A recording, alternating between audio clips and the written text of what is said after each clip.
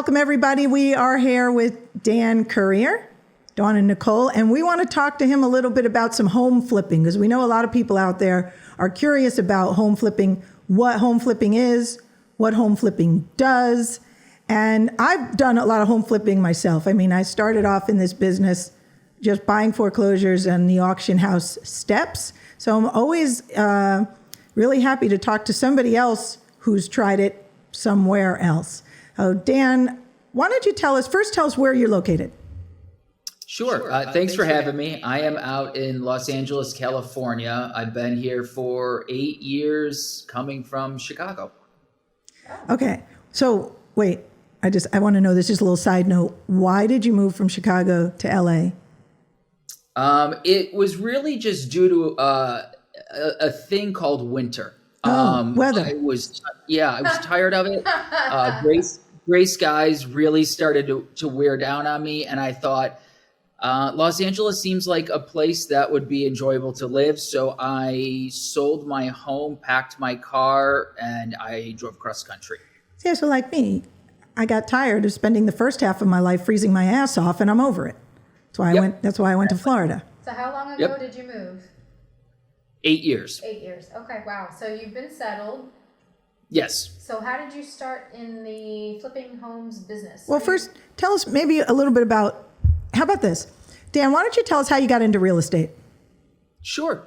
I got into real estate because I was looking for something that felt more substantial than working in banking. I was not happy wearing a suit and going to an office every day, and I knew I wanted to do something else, so I decided to try my hand at real estate. And it started out getting my realtor license and doing client work. And then my first home that I purchased, I bought new construction, and the options that were available to me with it, I thought were horrible. And so I decided to revamp and do the entire thing myself, and then had sort of a life change, and I needed to sell the home 6 months later and realized, I guess I do have a talent for this, because somebody paid, some might say too much money for it, but I thought it was the right amount. And it sort of ignited a passion in me where I knew I wanted to be a part of flipping and not just client work. I really, really loved the design process. All right, well, that is cool. So you became a realtor because you didn't want to wear a suit and go to an office, and you found out that realtors wear suits and go to offices. So you're like, wait a minute, what can I do to not wear a suit and not go to an office? Let me buy a piece of crap, cheap, and let me shovel a ton of money into it and see if I can get somebody to buy it for more than I spent for it plus fixing it. Is this right? Is this right? Am I getting this wrong here?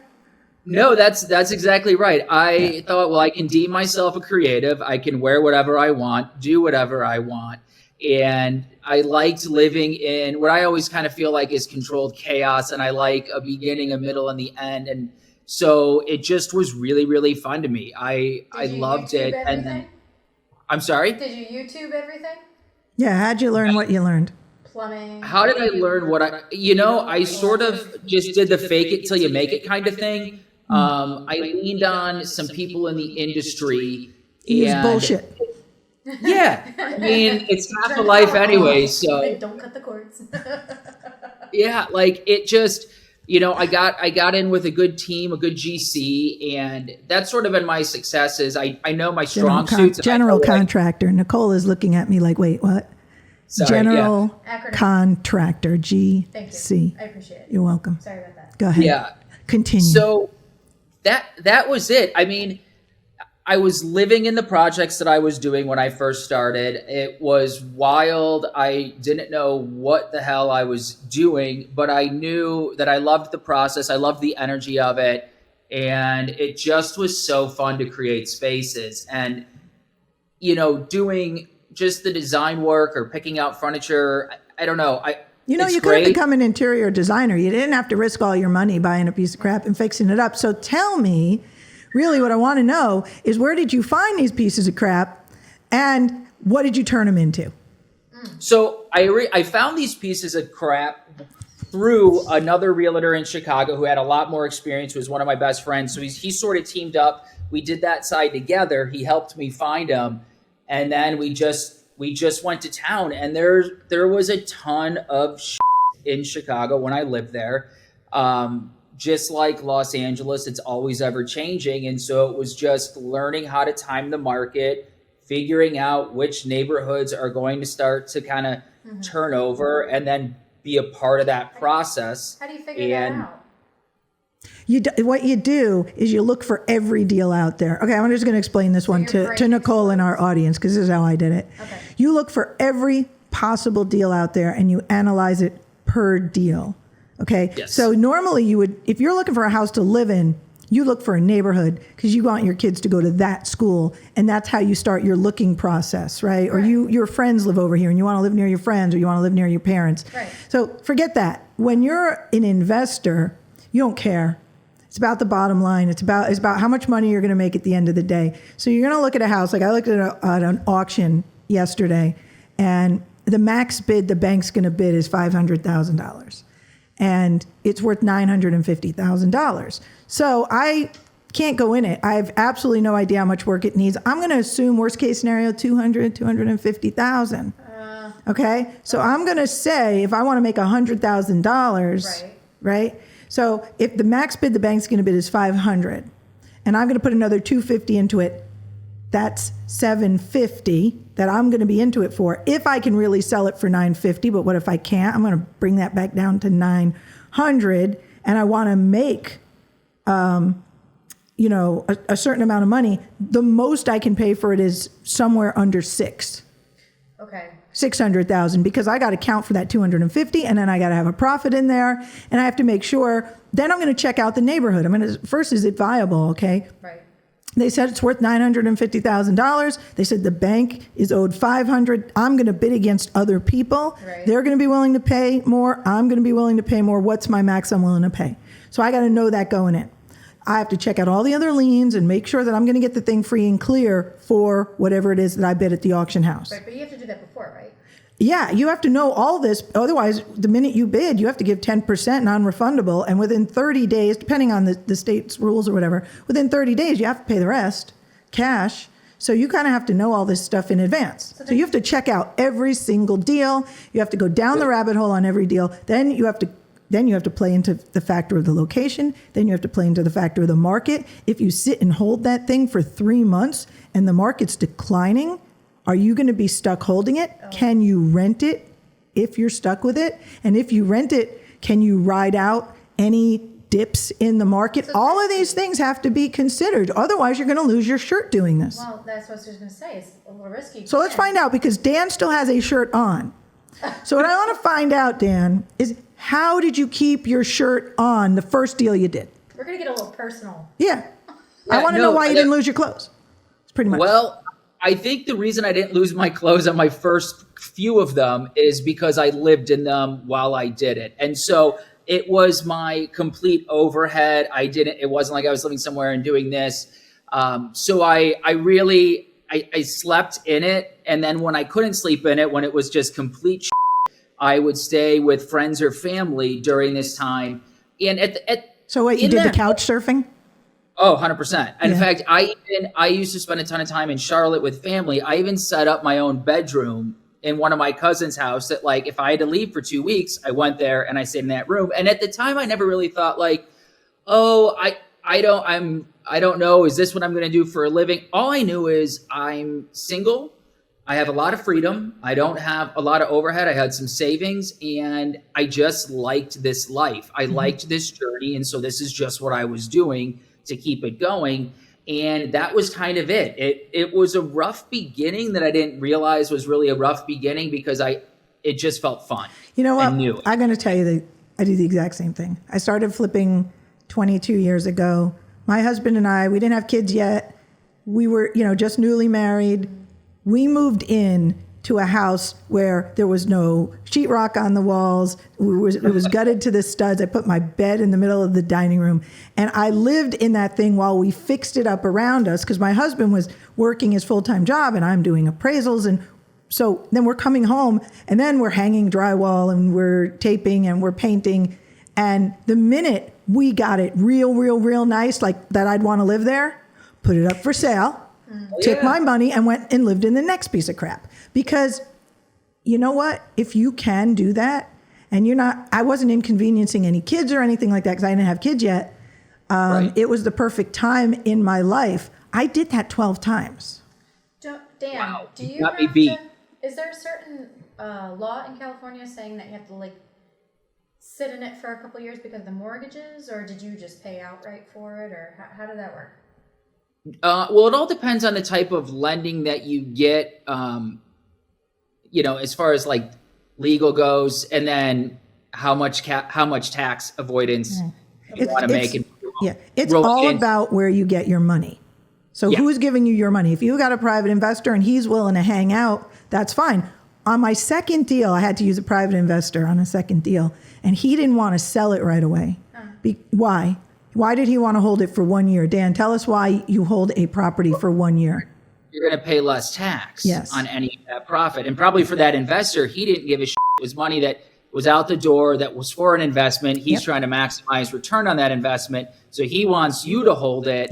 And then that way, okay, come a year, then you sell. But the tricky part with that, and why we try to take as little investment as possible, is your interests might not align with his interests. And there's carrying costs. Do you rent it for a year? If the renter doesn't leave, does the property get trashed? There's all of those variables that go into that decision making. And it's the more people with their hands in the pocket, the trickier it at least from my experience, the trickier it gets when navigating an It's a trade-off, right? Yeah. I had no money. I had to take the investor money. It was bird in the hand.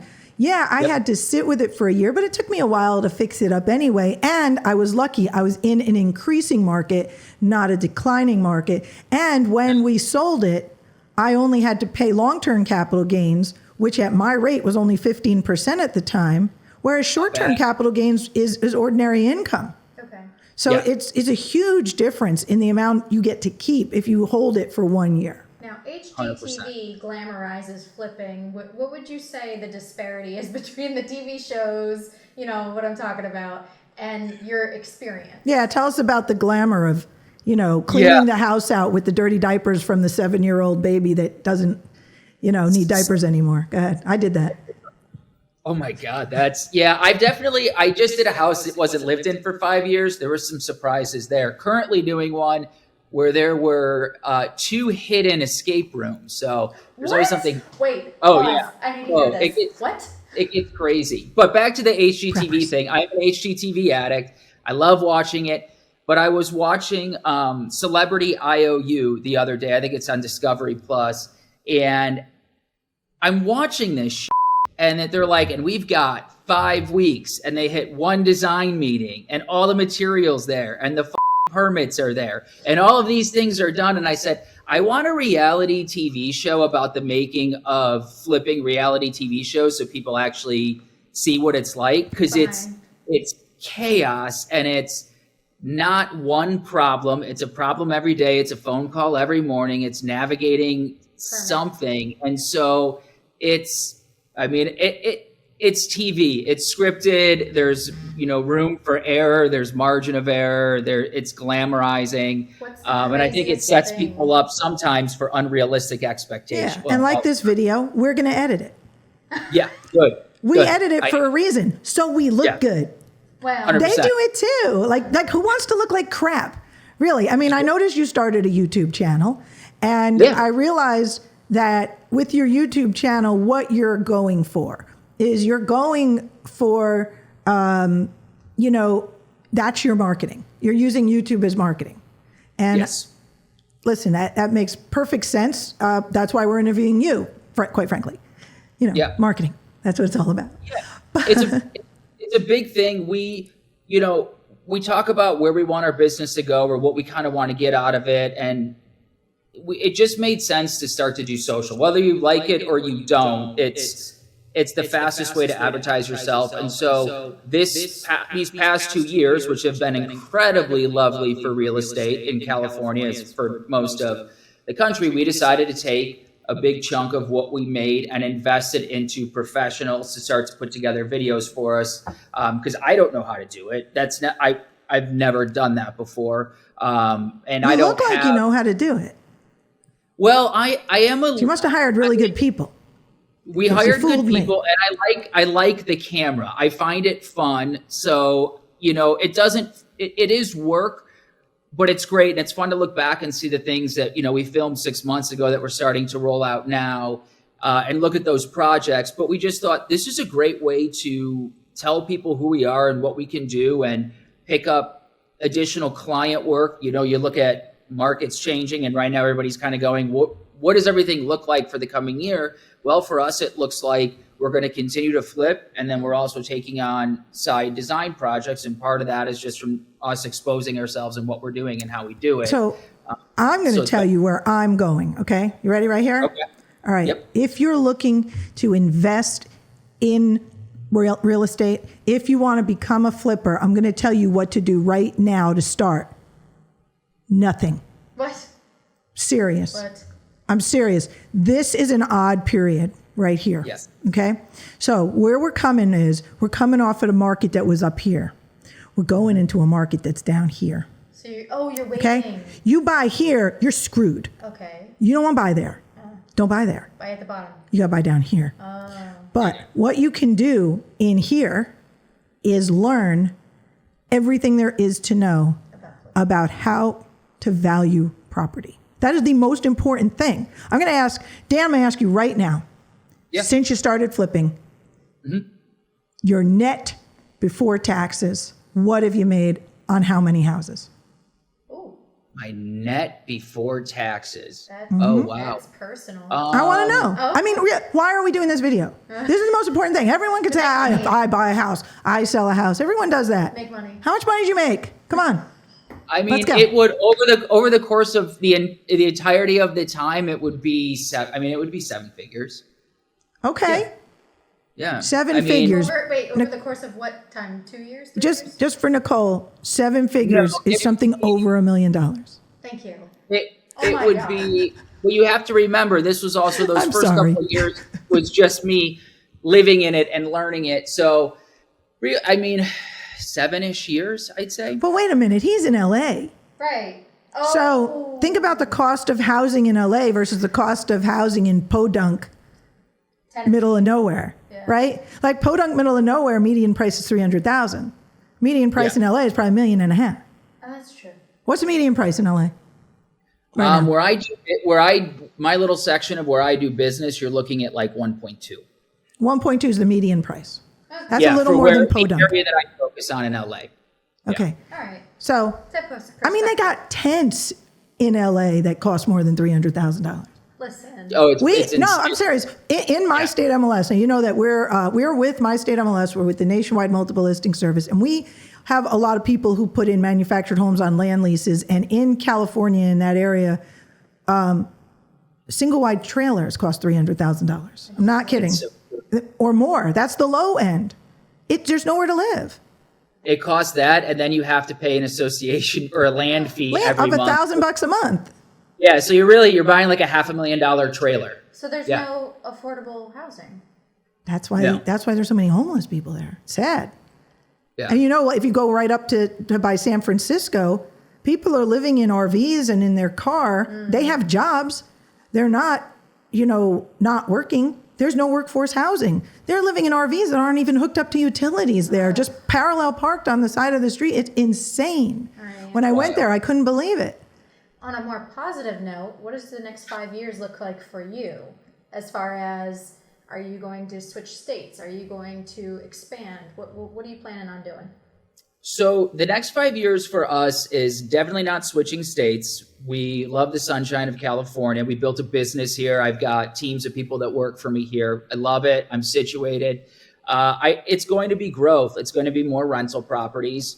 Right now, this year we're looking at, as things fall, or there's some long-term holds that we can buy and refinance when rates ease up a little bit in the next year or two and we can get renters in. We'd like to expand up the coast. We'd like to get into more of like Central Coast and start to look at possibly doing some Airbnb type stuff. It's just really how much Southern California property can we get our hands on? And then we will fund the long-term holds with renters and then flips. So we've got, right now we've got rental properties sitting empty, we're not really that concerned about it. We're waiting till the market gets a little bit better and we can get a little bit nicer price for it. And we're going to do me a favor. Tell me why you're letting it sit empty. Exact reason. I want to know the exact. Wait a minute. Dan, can you tell me the exact reason why you are going to let rental properties that you have right now lose money each month and let them sit empty? Tell me why you're doing that. Well, it was partly because it's an expense, and we liked that expense on the books for 2022. Part of it is we want a certain dollar amount, and we want it to be a long-term hold. So if we've got to front that for a couple of months, we don't really care, and the interest rate is so low on it that we're not gonna chase the market to the bottom and put it in there. Nicole is confused. Long-term. Yes. Because she doesn't understand Banking. this most important fact, that California has rent control. Wait, what? What does that mean? California has rent control, so does New York. If you put a tenant in a property in California and New York at a certain rent and it's the wrong rent, you still can't raise it to the market rent. That's why he's got it empty. Even after Like in Florida, you would never have to do what he's doing. You just put a tenant in it, let them live there month to month. But in California, you can't. It's almost impossible to evict, and it's extremely hard. You can't raise rent more. There's a cap. What is it? 3% probably a year or something, high side. You just tell them Yeah, I think it's 4% if I remember Right. correctly. So what he's doing, and a lot of the New York landlords are doing this as well, as soon as they impose the rent control, they left the units empty. I mean, rent control did nothing but raise the price of rents on everybody. Everyone thinks that rent control is going to keep the prices down, but it's the opposite. It does the absolute opposite, because what it does is it forces people, small renter owners, like income property owners. Yeah, I mean, he's not a big landlord. He doesn't have thousands of units. He can't afford to lose a couple $1,000s a year on a unit. So he's keeping it empty so he doesn't get the wrong tenant at the wrong price, because once you do that, you're done in California or New York. And so what the landlords are doing, and they're doing it in mass in New York, is they're keeping units empty. I know. Wait, don't you have contracts though? Like at the end of the contract, they have to leave, right? So let California. me just tell you how hard it is to get somebody to leave a property, especially with the way the times are right now. So we had a house that we were renting. He stopped paying because of quote unquote COVID hardship, even though he didn't qualify for that. We couldn't enforce anything. No court was open. So we've got a $5,500 a month rent that's not being paid. Somehow he doesn't, I say, hey, we're going to put the house up for sale. We're not going to renew the lease. He didn't have to leave. He could have just said no and stayed, but he didn't realize it. So I said, I'm going to come do a walkthrough, get to the house, checking everything out. I see in the backyard, there's his new Lamborghini that he's been posting on social media. Oh no! He walks You don't out. think people are going to take advantage? Of course. They took advantage. He walks out and I say, so you're still not working, huh? He said, haven't worked in 6 months. I said, so you still can't pay the rent that you back owe, $30-something thousand. What? Nope, haven't worked. Icing on the cake was he gets into the Lamborghini just as the guy who was there to wash it on site finished up, and then he took off. And that's why, like, we'll never run to rent something again, because we're nervous. It has to be the right renter, and it has to be for the right price. That's insane. That's it. I've sold off a lot of my New York properties for that reason. Oh my gosh! Can't you just take pictures of him in the Lamborghini and be like, "Hey"? We've got it all saved from his social media for when we can eventually go to court to sue him. But You still can't? no, still can't. That's crazy. So what I don't get is people think rent control works. It doesn't. There's only one thing that works, and it's flooding the market with inventory to lower the prices. That's the only thing that brings down rental prices. That's it. I thought you were gonna say flood the house. Well, That works if you have a good insurance policy, but we don't talk Yeah. about that here. yeah. Sinead, on the insurance policy, I can't. So talk about But that. so that's just what we have to do. So we sit and we wait. And we find the right person, and Before rent control hit, I had 65 tenants in New York. Holy Before rent control hit, it hit in June of 2018 or 2019. I can't remember. I remember when it hit, and I remember thinking, oh crap. I mean, I had 100 people. I was helping Section 8 find affordable housing in my county. I was on their list. And it's just something I did to help people like try to get into a home. And I had 65 affordable houses, but they were all full, you know? And then rent control hit. And the rules of that rent control were so ridiculous. The first thing I wanted to do was not own any of my rentals. And all I was doing was trying to find affordable houses for people. So, I mean, I do understand that there are some landlords who take advantage and do what they shouldn't do, but most of the units are owned by people like me and Dan. Right. Yeah. You know, the small investors own a lot of stuff. The big guys, they own a big building with like 2,000 units in a city, and those cities have rent control anyway. Right, but they imposed it on the entire state, which essentially imposed it on a small, you know, landlord like me. And the rules were so onerous that I couldn't see why any of my tenants wouldn't take advantage of those rules. Live in the house for 15 months without paying rent. That's on you. That's their new law. Yeah. Yeah, a judge could give somebody 12 months to live in the house, but it takes another 3 months to get to court and to get the sheriff. So you could live in that landlord's house for 15 months without paying any rent whatsoever. And then the landlord can't tell the next person who you want to rent to that you stiffed them for 15 months. You can't say that. That became part of the law. What? Okay. So anyone who read that law went, oh, I'll just stiff this guy for 15 months. And then I don't have to give any more than 1 month's security deposit for the next place I go. And my last landlord can't badmouth me or put it on my credit. Yep. So why wouldn't they go live from place to place to place to place for free? Right. And it's always the few that ruin it for the many. So Right. You try to do something good for people and say, listen, we want to keep you in your home. But you know what a smart landlord does? I'm a smart landlord. I'm going to tell you right now, I do not overprice my rent. I want a long-term tenant. Right. I want someone who can afford to stay. Right. I want someone who's not going to wreck the joint. And I don't want to have to do any evictions. So I keep the price either at or just a little below market. And I don't do those crazy rent increases because I do think about the tenant. And if we all did that, none of their stupid laws, like that stupid, I'm sorry, that's a stupid law, would have been allowed to go through. Because if everybody did the right thing, but the problem is people don't do the right thing. That's the problem. I'm off my soapbox now, Dan. It's all you. I was gonna say, no, actually, Dan, That's okay. I completely agree. And I think the other thing that rent control has done, because I've seen it with friends and family, is it keeps them locked into things when what they really should be doing is making the jump and becoming their own homeowner. And they'll tell me, but I've been only paying X amount for 10 years. And I think, boy, if you would have bought property 10 years ago, do you know how much more your net worth would be right now? You have $1 million more in net worth. Yeah, it's like it's just short-sighted, and I think it stifles a lot of people, and it doesn't allow them. So It stifles the inventory. I understand what you're saying, but also coming from a single mom with 2 kids, you know, all your money goes. It goes.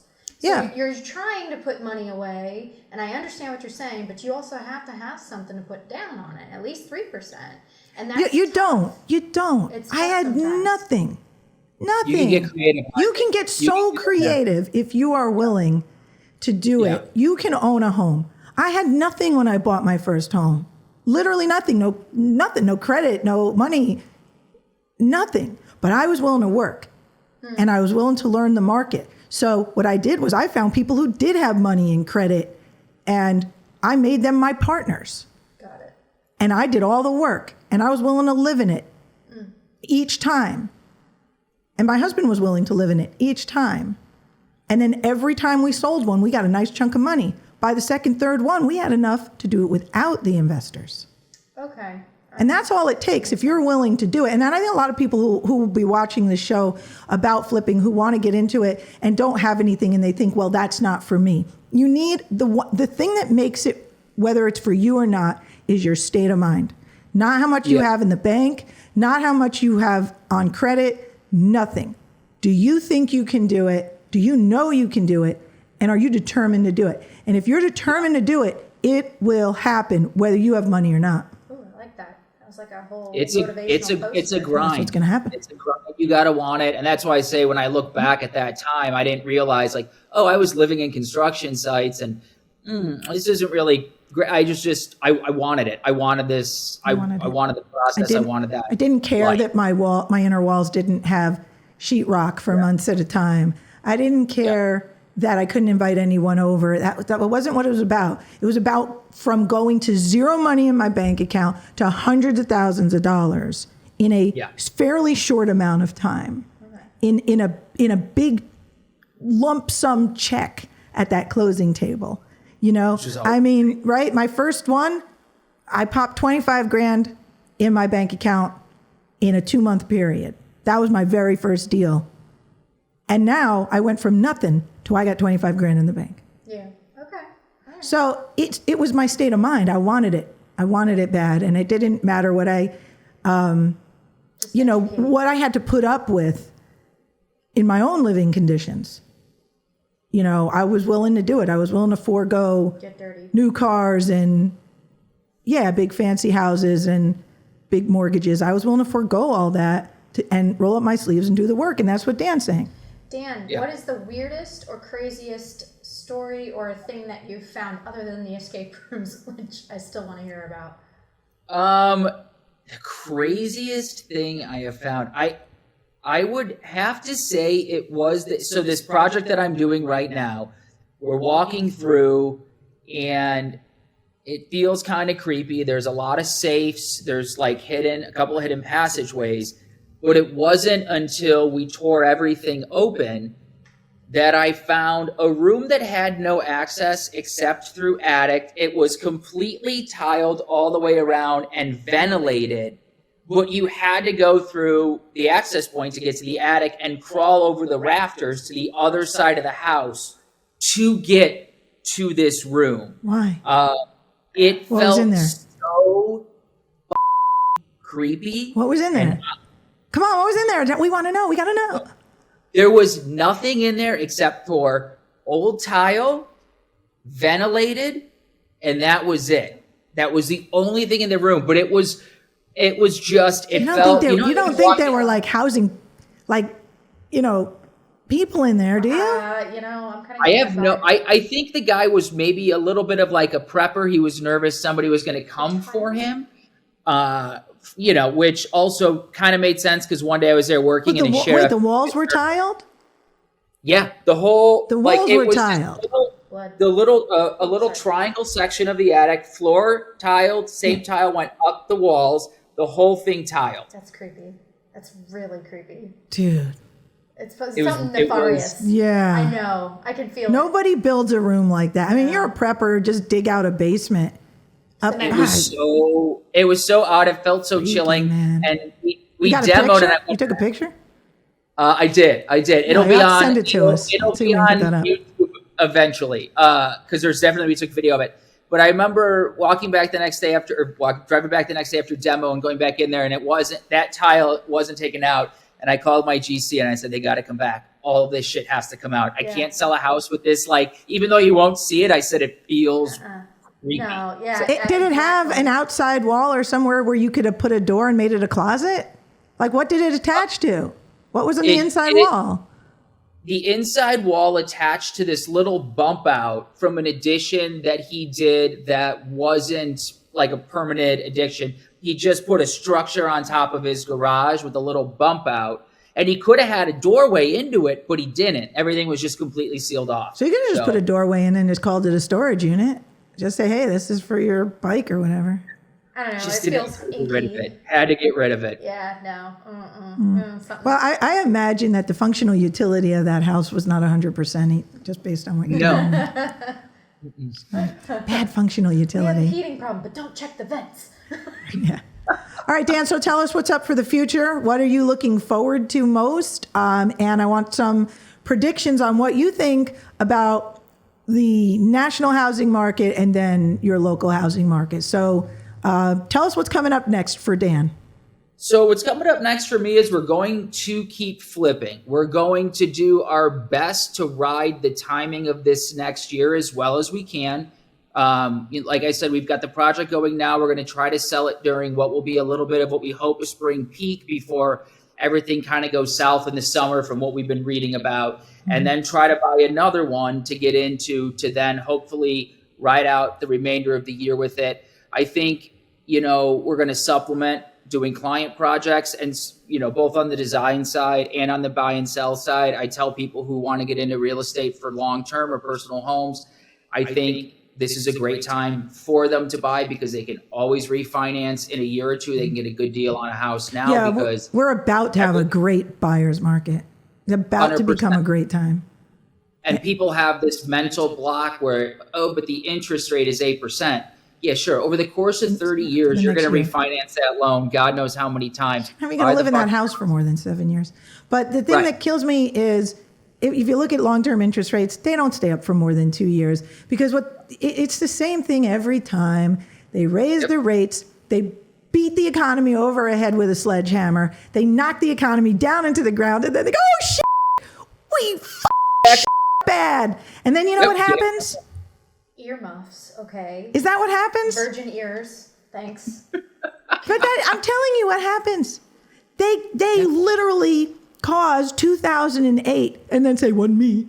Give me $1 trillion for my tarp. And then, On the counter? Was it me? wasn't me. They all turned into Shaggy, like, wasn't my fault. It was the irresponsible home buyers who couldn't afford their home when they had a job, when interest rates were low.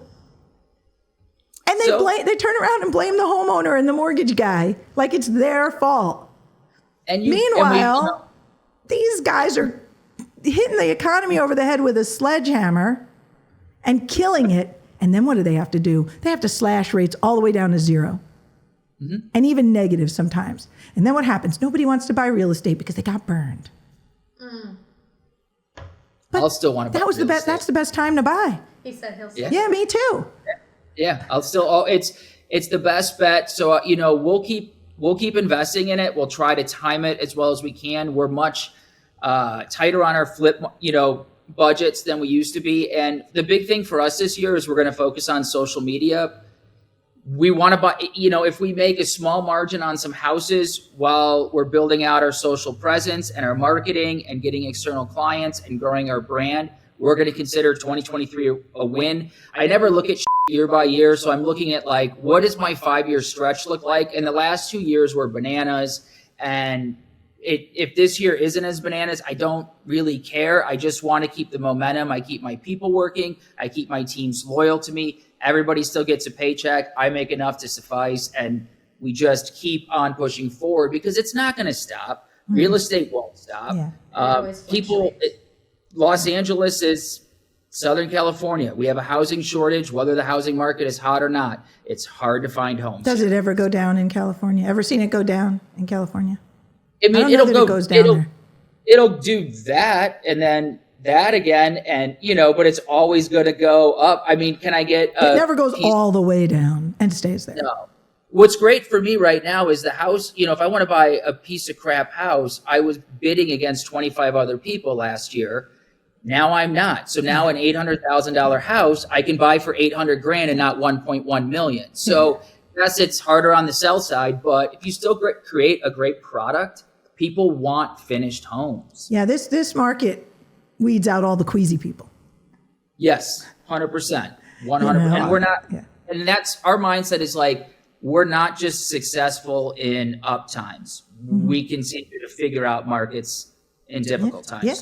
You just pay less and maybe you improve less and you just maybe your margins are squeezed, but you have a plan B on a rented until the prices come back and you just keep on keeping on. That's what Dan's telling us. And what do you think is going to happen? You just told us what's going to happen to the LA market, which is nothing. It's going to go like this a little bit, but then it'll just go right back up. What do you think is going to happen nationwide though? It's interesting. I can't pretend to be an expert nationwide, but what I read and what I see is I think some of those cities that necessarily were a little bloated the last year are going to even out. They're going to kind of come down. I mean, obviously places like Phoenix and Boise, Idaho, you're seeing things sort of drop. I think your marquee cities are going to be like Los Angeles. People want to live in New York. People want to live in warm weather in California and Florida. They want to live in major cities, that have jobs. And I think people want to be warm. They definitely want to be warm. And I think it's work from home shifts a little bit, people start going back to offices, they're going to have to be where those offices Those are. locations are. All right. Well, Dan, do you have any last thoughts? And if you can just tell us your name, your... Yeah, give us your contact information. We can put it up here, and anyone can contact you if they have, if they want some advice, and we'll put up a link to your, a link to your channel. The And Zodiac sign? I'm just kidding. So I am a Leo, hence my love for the camera. Dan Currier, I'm with DTC Concepts. We're a design build firm out of California. So dtcconcepts.com. We've got our Home Again YouTube channel where I make homes again. Reach out, questions. It's always fun to talk to people. I keep getting more engagement on social media and kind of helping walk people through little decisions or bigger decisions. But I say, don't be afraid. This is when people can make the most money. Times like this. Right. Everyone thinks of recession as, oh my God, what's going to happen? But you know what? Who doesn't think of that? The people who've been through it enough times to go, wow, all right, I'm in cash right now, and I am going to start buying when stuff is cheap. Right. Toilet paper. Yeah, Lysol. but just buy, the stocks are cheap now. Go buy stocks. They were too much before. Everyone's buying them when they're all up here. It's buy low, sell high. Got it. And Not buy high, sell low. It doesn't work like that. You're internally, you feel every part of your being's no, I shouldn't do this right now. It doesn't feel emotionally right. Logically, it's right. This is the time to sink your teeth in. This is the time to keep moving forward. Don't get emotional. All right. Well, subscribe, and comment below. Yeah. And Dan, thanks for joining us here. Great talking to you. I wish you the best of luck in the future. Thanks. You as well.